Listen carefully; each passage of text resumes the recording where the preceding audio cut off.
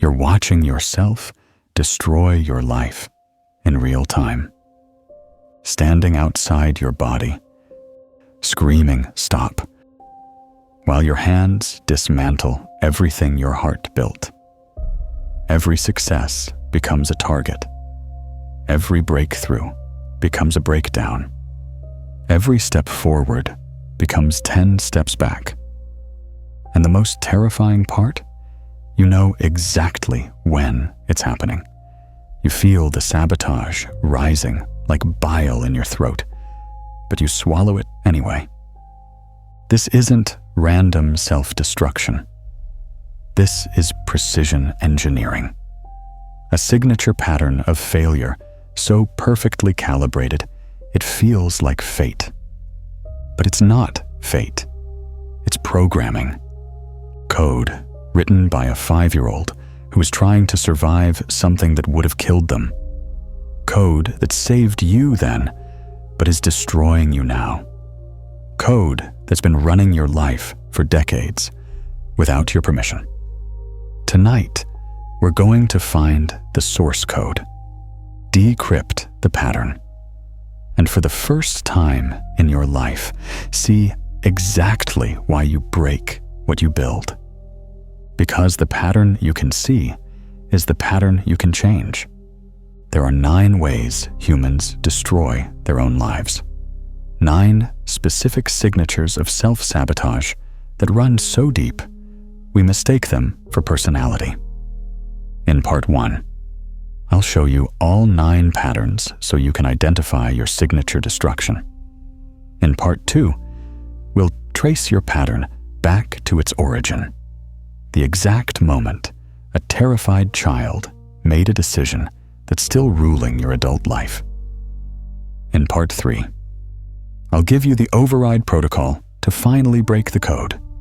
But I'm warning you now, once you see your pattern, you can't unsee it. Once you understand the trigger, you can't pretend it doesn't exist. Once you know the source, you become responsible for the solution. Are you ready to meet the part of you that's been sabotaging everything? Pattern 1. The 90% escape artist. You build it to 90% completion, then mysteriously lose interest. The project that consumed you becomes boring overnight. The goal that defined you suddenly feels pointless. Success approaches, and you vanish. Your life is a museum of almost.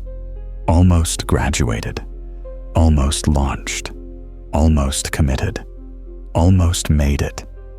You call it losing steam or changing priorities. But that's not the truth. The truth is darker. You're not afraid of failure. You're terrified of what happens after you succeed. Because success means visibility, and visibility means judgment. And judgment means they'll discover you're not as special as your potential promised. So you escape at 90%, close enough to feel productive, far enough to stay hidden. Pattern 2. The chaos architect.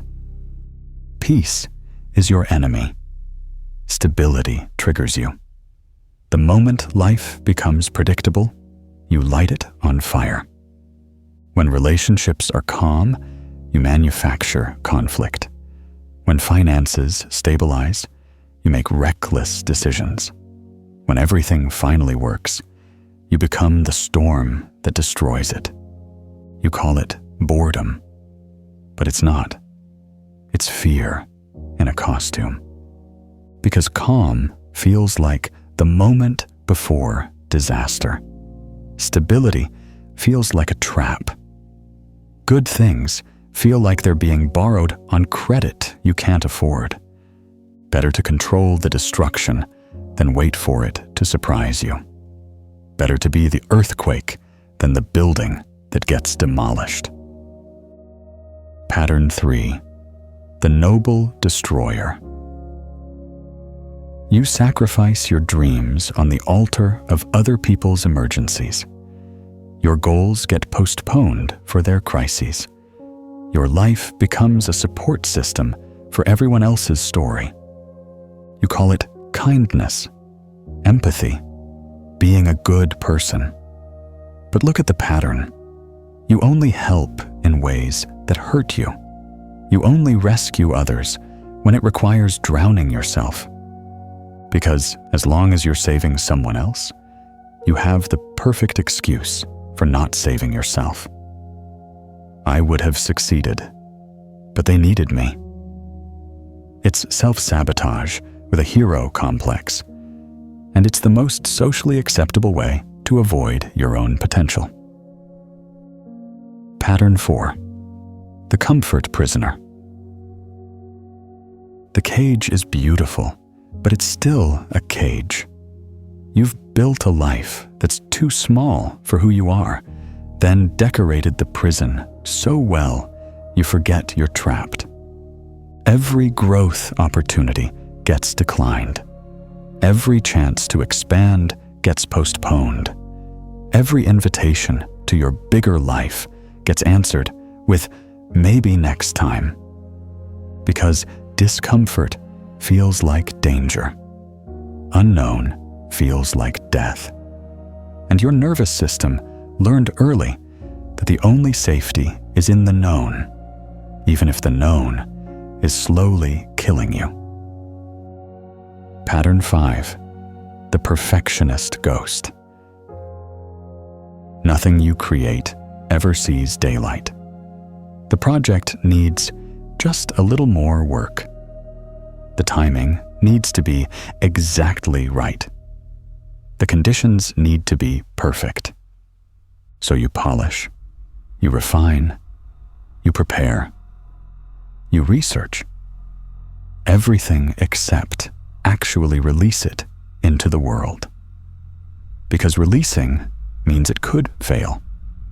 And if it fails, what does that say about you?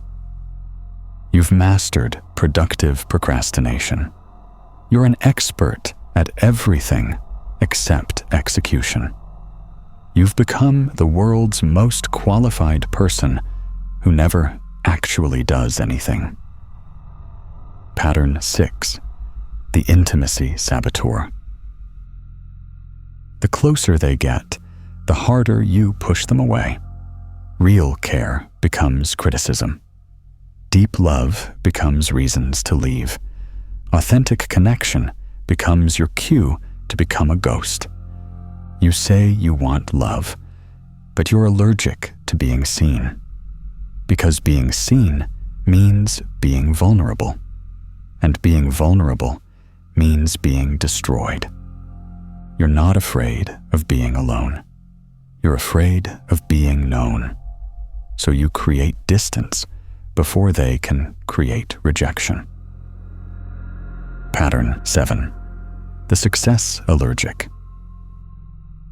Money comes in, you find ways to lose it. Recognition arrives, you deflect it. Abundance appears, you give it away, or throw it away, or push it away. You can handle struggle. You've mastered survival. But success?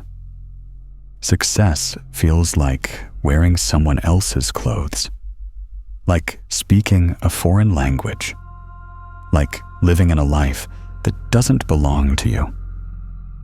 So you unconsciously return to familiar territory, struggle, scarcity, just barely getting by. Because that's the economic reality your nervous system recognizes as home. Pattern 8. The professional student. Always preparing to live, but never actually living. Another course, another certification, another degree, another training. But you're the most qualified person who's done nothing. Because as long as you're learning, you don't have to perform. As long as you're preparing, you don't have to risk failing. The student role is safe. The expert role is exposed. You've turned education into elaborate procrastination, and you call it investing in yourself. Pattern 9. The comparison trap. You've turned life into a race you've already lost. Someone else is doing it better, so why try? Someone else got there first, so why start? Someone else has more talent, so why bother? Every achievement gets poisoned by comparison. Every progress gets diminished by someone else's highlight reel. You don't fail because you can't succeed. You fail because you've convinced yourself success doesn't count unless you're first, best, or only. 9 patterns. 9 different ways to destroy what you're building. 9 strategies your unconscious mind uses to keep you exactly where you are while making it look like you're trying to move forward. Which one made your stomach drop? Which one felt like reading your diary? Which one are you already defending yourself against in your head? If this is resonating, hit subscribe, because what's coming next will change how you see your entire life story. Hold that recognition. Because in part 2, we're going underground. We're going to find the exact moment this pattern was born. The specific day a brilliant child mind created a solution to survive something that should have killed them. And when you see the origin, everything changes. Every sabotage was once a survival. Here's what no therapist tells you about self-sabotage. It's not a bug. It's a feature. Not a malfunction, but a masterpiece of survival engineering. When you were small and powerless, you faced a problem that threatened your existence. Not physical death, psychological death. The death of being unwanted, unseen, unloved, unsafe. And your brilliant 5-year-old mind solved it, created a strategy so effective it kept you alive. A pattern so successful it's still running your life 30 years later. That pattern is your sabotage. Somewhere in your childhood, completion meant catastrophe. Maybe when you succeeded, love went to the next child. Maybe finishing meant facing emptiness. Maybe achievement meant expectations you couldn't meet. So your 5-year-old self learned, stay in potential. Never quite arrive, and you'll never quite fail. Live in the space between success and failure where criticism can't reach you. Your sabotage is sophisticated procrastination. Your superpower became your kryptonite. In your early years, peace was the prelude to war. Maybe calm moments ended in explosive fights. Maybe stability meant someone was about to leave. Maybe quiet meant danger was building in the shadows. So you learned, create the storm yourself. Control when it hits. Be the author of destruction rather than its victim. Your nervous system learned that chaos is honest. Peace is a lie. And lies are more dangerous than wars. You discovered early that your value was in your usefulness. Maybe love was transactional. Maybe attention came only when you helped. Maybe being needed was the only time you felt wanted. So you learned, make yourself indispensable through sacrifice. Your worth is measured by what you give up, not what you accomplish. You became addicted to being needed because it was the closest thing to being loved. Change once meant loss. Growth once meant instability. Every time life expanded, something precious was taken away. So you learned, small is safe. Same is safe. Known is predictable. And predictable is survivable. Your 5-year-old logic created a fortress, but fortresses are also prisons. Mistakes once meant catastrophe. Maybe errors brought rage. Maybe imperfection meant rejection. Maybe being wrong meant being worthless. So you learned, only show finished, flawless work. Better to show nothing than show vulnerability. Your perfectionism isn't about excellence. It's about terror, disguised as standards. Closeness once meant pain. Maybe trust was betrayed. Maybe vulnerability was punished. Maybe love came with conditions that crushed your spirit. So you learned, keep distance, keep exits, keep control. You built walls so high, you forgot they were meant to keep you in, not others out. Abundance once meant danger. Maybe money caused fights. Maybe achievement brought envy. Maybe having more meant losing connection. So you learned, stay small, stay struggling, stay relatable. Your 5-year-old self equated success with isolation. So your unconscious mind keeps you poor to keep you loved. Performance once meant humiliation. Maybe trying meant failing publicly. Maybe action led to shame. Maybe doing meant not being good enough. So you learned, stay in preparation. Knowledge is safer than action. Theory is safer than practice.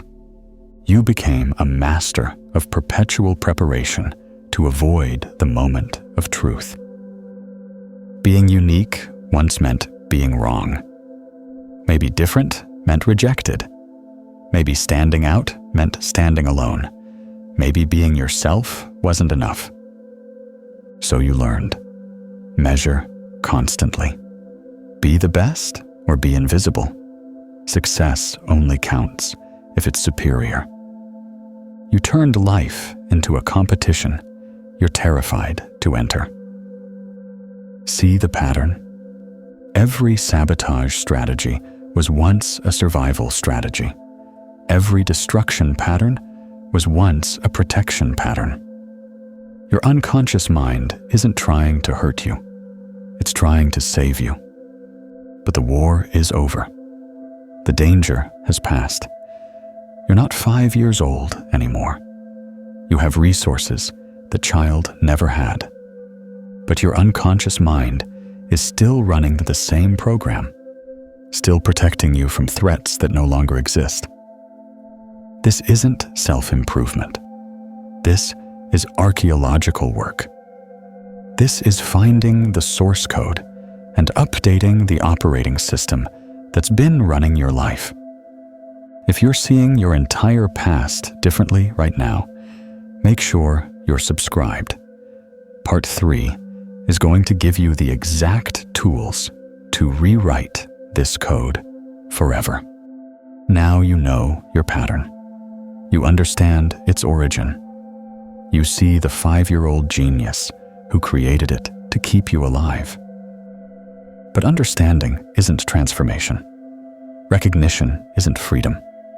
You need to know how to actually update the code, how to override a program that's been running for decades, how to finally choose differently. But before we do that, let me tell you what happens when you don't break this pattern. When you reach 40, 50, 60 years old and realize you've spent your entire life protecting yourself from a danger that stopped being real when you were 6. You look back and see a life lived in the shadows of your own potential. Dreams abandoned Not because they were impossible, but because they were too possible. Love rejected, not because it wasn't real, but because it was too real. Success avoided, not because you couldn't handle it, but because you were afraid you could. That's the cost of keeping your pattern. That's what happens when 5-year-old wisdom runs an adult life. The war is over, but the code is still running. You can't delete 30 years of programming, but you can install new software that runs instead. Here's how. Step 1. Pattern mapping. Your sabotage operates in darkness. Bring it into light. Create a sabotage log. Every time you notice yourself pulling back, creating chaos, sacrificing yourself, write it down. Date, trigger, pattern, feeling, action. Don't judge, don't fix, just witness. You're becoming a scientist of your own unconscious mind. Step 2. The pause protocol. Between trigger and sabotage, there's a microsecond of choice. Right now, your pattern fills that space instantly. We're expanding that space. When you feel sabotage rising, stop. Breathe. 3 counts. Name it. This is my pattern activating.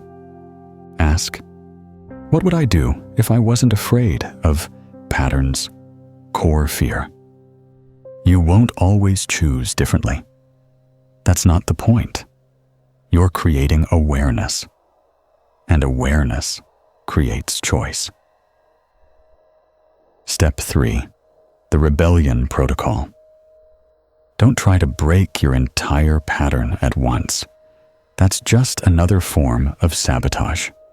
Instead, create tiny rebellions. Almost achiever. Complete one small thing today. Chaos architect? Let this week stay boring. Noble destroyer? Say no to one request. Comfort prisoner? Do one uncomfortable thing. Small, specific, survivable. You're teaching your nervous system that breaking pattern doesn't equal death.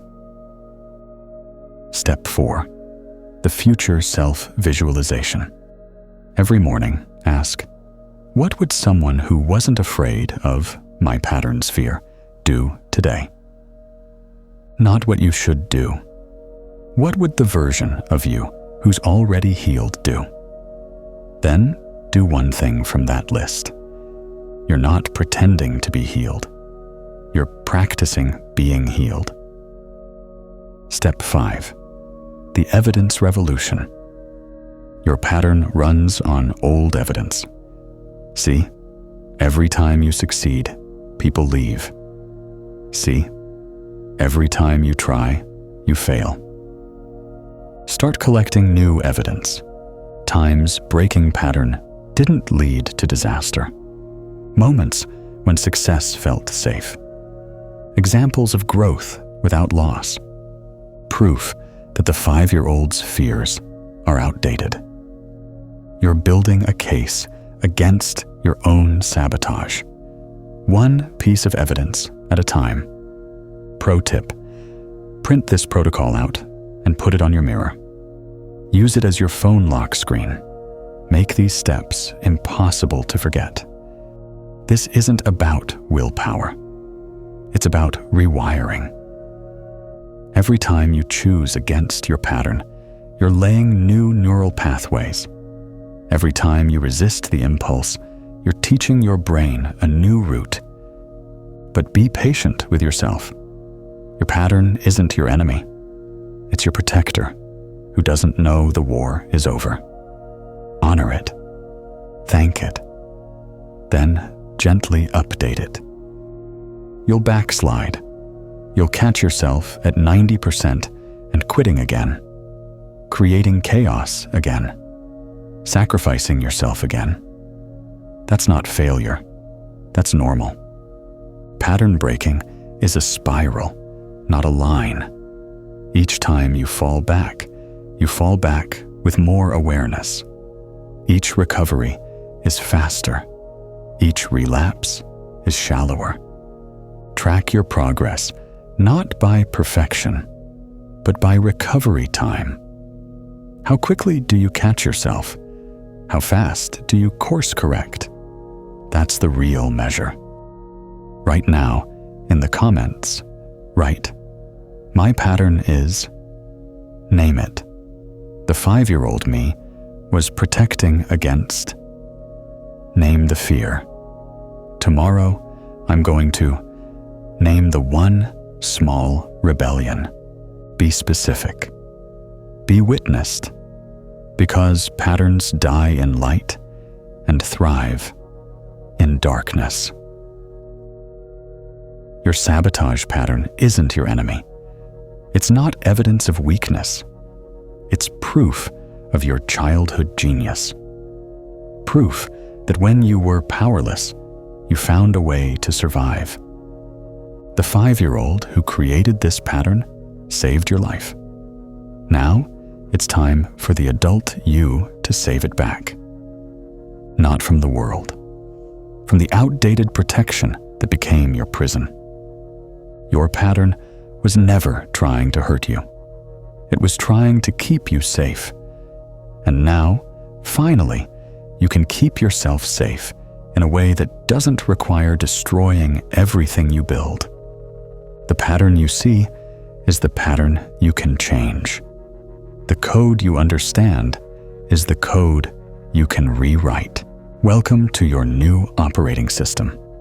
Subscribe if you're ready to break your pattern and discover what they don't want you to know about your transformation.